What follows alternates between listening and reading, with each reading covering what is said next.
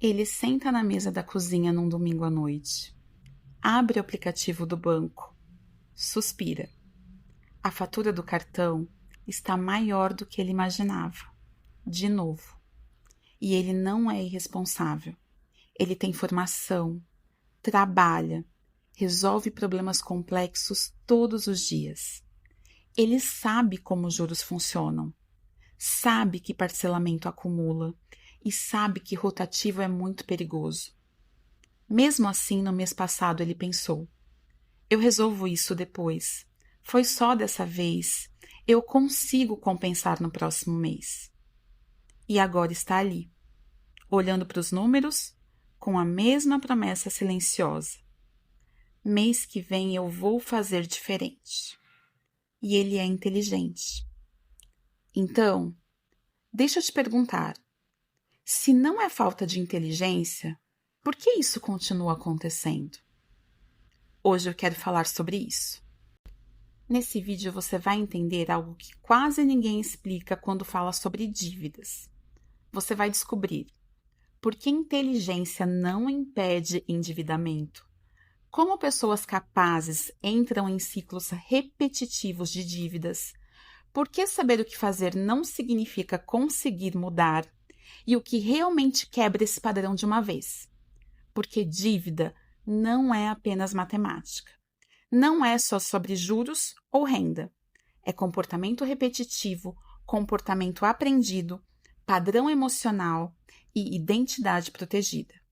E existe um mecanismo invisível que explica por que pessoas inteligentes continuam se enrolando financeiramente, mesmo sabendo o que deveria ser feito. Se você entender esse mecanismo, algo muda. Você para de enxergar sua situação como falha pessoal e começa a enxergar como padrão.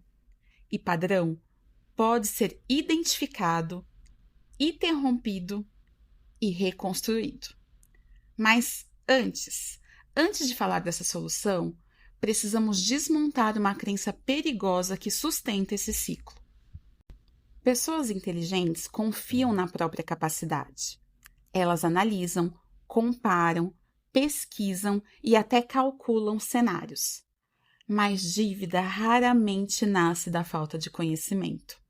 Ela nasce de uma decisão emocional que acontece segundos antes da explicação racional. Você compra porque está cansado, porque quer aliviar a pressão do dia, porque quer manter um certo padrão, porque não quer se sentir para trás e porque quer evitar frustração. A emoção sempre decide primeiro e a inteligência entra só depois, para justificar o que já foi feito. Isso tem nome: racionalização. É quando você usa a lógica para defender uma decisão que já foi tomada emocionalmente.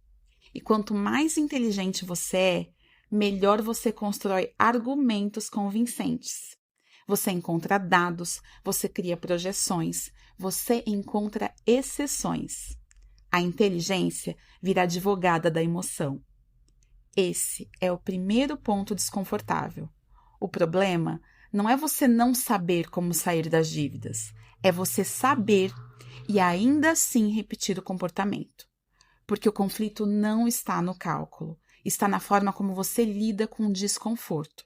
E se você acha que isso é apenas uma questão de renda, precisamos ir ainda mais fundo nessa conversa. Existe uma crença muito comum e muito confortável. Quando a minha situação melhorar, eu resolvo. Pode ser ganhar mais, quitar uma dívida, trocar de emprego ou quando a fase difícil passar. Mas melhorar de situação sem melhorar a estrutura não muda padrão. Se a renda aumenta e não existe sistema, o consumo acompanha, o padrão sobe, o limite aumenta e a exposição ao crédito acaba crescendo também.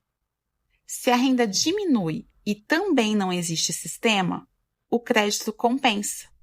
Parcelamento vira solução, o cartão vira extensão de renda e a dívida aparece de outro jeito. Em ambos os cenários, a dívida se adapta. Ela não depende apenas do quanto entra, ela depende de como você organiza o que entra. O problema nunca foi só o valor do salário, foi a ausência de um limite claro. Sem regra externa, você depende exclusivamente da sua disciplina interna. E disciplina oscila. Ela funciona quando você está motivado, mas ela falha quando você está cansado, pressionado ou emocionalmente vulnerável. E é exatamente nesse ponto que pessoas inteligentes costumam escorregar, porque elas confiam que vão se organizar depois. E é aí que começa o problema. Excesso de confiança é uma grande armadilha. Pessoas inteligentes acreditam que conseguem dar um jeito. E em muitas áreas da vida, elas realmente conseguem. Elas resolvem problemas no trabalho, encontram soluções rápidas, aprendem com facilidade, improvisam quando necessário e se recuperam em situações difíceis. Só que essa competência cria confiança. E confiança, na maioria dos contextos, é uma vantagem. Mas crédito não funciona como outros desafios. Ele não pune imediatamente, ele não cobra na hora. Ele adia, ele parcela, ele oferece pagamento mínimo, ele compra tempo. E quando você é confiante, você acredita que tempo é suficiente. No mês que vem eu ajusto, eu compenso depois, eu resolvo antes de virar um problema. Isso ainda está sob controle. Só que tempo sem sistema vira bola de neve. A confiança faz você relaxar. E relaxar vira desorganização. E é aí que vira dívida recorrente. E o mais perigoso não é a dívida em si. É a sensação de controle que permanece enquanto o problema segue crescendo silenciosamente. Você continua se vendo como alguém responsável, capaz e no comando da situação. Você continua acreditando que está apenas administrando uma fase, até o dia em que os números mostram o contrário, até o dia em que o limite vira rotina, até o dia em que o pagamento mínimo vira padrão. E existe algo ainda mais profundo que sustenta esse ciclo, algo que não está na conta, mas na forma como você se enxerga. Muita gente inteligente protege a própria identidade. Eu não sou irresponsável, isso é só uma fase, não é tão grave assim. E em muitos casos, essas frases parecem verdadeiras.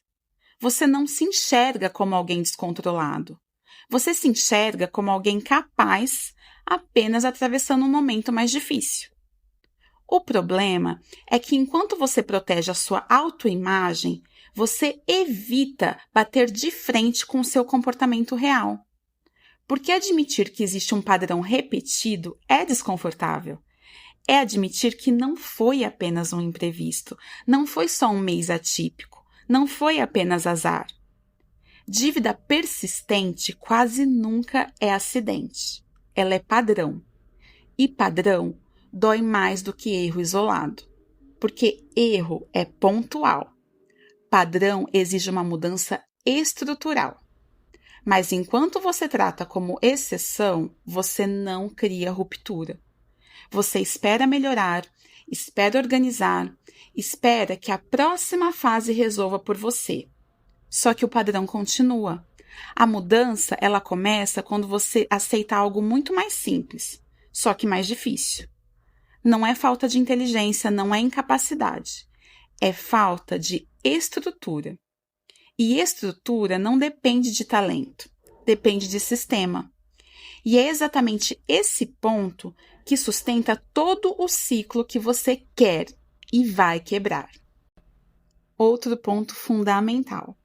Pessoas inteligentes confiam demais na própria memória. Elas acham que sabem de cabeça o quanto podem gastar, elas acham que estão acompanhando mentalmente e elas acham que têm noção do que está acontecendo. Mas mente não é sistema. A mente é influenciável, oscila com humor, se adapta a justificativas, esquece pequenas despesas e subestima impactos acumulados. Sem um orçamento visível, um limite real e reduzido de cartão de acordo com a sua renda, Uma regra clara de uso do crédito e uma reserva mínima antes de parcelar, você depende exclusivamente da força de vontade. E força de vontade falha, principalmente quando você mais precisa dela. O problema não é falta de capacidade, é excesso de confiança na sua própria capacidade. Sistema é o que protege você de você mesmo. Sistema elimina decisões repetidas, reduz margem para auto-engano, cria dificuldade antes do erro e organiza o que antes era impulso. Pessoas inteligentes quebram o ciclo quando param de confiar apenas na própria disciplina e começam a confiar e construir uma estrutura. Quando aceitam que método é mais poderoso do que motivação. Mas ainda falta um passo final, e o mais importante de todos. O que realmente quebra o ciclo da dívida não é só estudar mais sobre finanças, também não é esperar a renda aumentar, não é motivação momentânea depois de um susto financeiro, e definitivamente não é a promessa interna de que agora vai.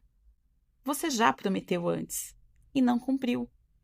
O que quebra o ciclo é algo muito menos glamouroso. É simplicidade repetida. Limite artificial menor do que o banco oferece. Registro diário do que entra e sai. Regra fixa e inegociável para uso do crédito. Reserva construída antes de qualquer expansão de padrão. Nada disso impressiona, eu sei. Nada disso parece revolucionário. É básico, mas repetido. E é justamente aí que muita gente inteligente trava. Porque mente inteligente gosta de complexidade, gosta de estratégia elaborada, planilhas sofisticadas, soluções avançadas. Mas liberdade financeira não nasce da complexidade. Ela nasce apenas da disciplina simples, aplicada todos os dias, do controle silencioso, da repetição que ninguém vê. É abrir mão do impulso, mesmo quando você acha que daria para pagar. É respeitar o limite, mesmo quando parece exagero. É aceitar um padrão de vida menor hoje para construir uma estabilidade financeira amanhã. É escolher previsibilidade em vez de adrenalina. Porque o limite do cartão, o cheque especial, oferecem emoção, mas estabilidade é o que te oferece paz. E quando você aceita isso, isso muda internamente. Você para de confiar apenas na sua inteligência e começa a confiar na organização e na estrutura que você está construindo. E é essa mudança quase invisível que transforma padrão em estabilidade. E estabilidade com o tempo é o que vai te dar tranquilidade financeira real. Se você é inteligente, e eu sei que é, mas continua endividado, isso não é prova de incapacidade. É apenas a prova de que inteligência sozinha não sustenta estabilidade. Você pode entender de juros, pode saber como um orçamento funciona, pode até dar conselhos financeiros para outras pessoas. Só que sem estrutura, o padrão volta. E não existe vergonha em reconhecer isso. O que precisa mudar não é a sua inteligência, é a forma como você organiza suas decisões. Pare de confiar apenas na sua força de vontade. Comece a confiar em método, porque inteligência com estrutura vira disciplina, e disciplina repetida com o tempo vira tranquilidade. E tranquilidade financeira, gente, não é luxo. É segurança, é clareza, é poder abrir o aplicativo do banco sem ansiedade.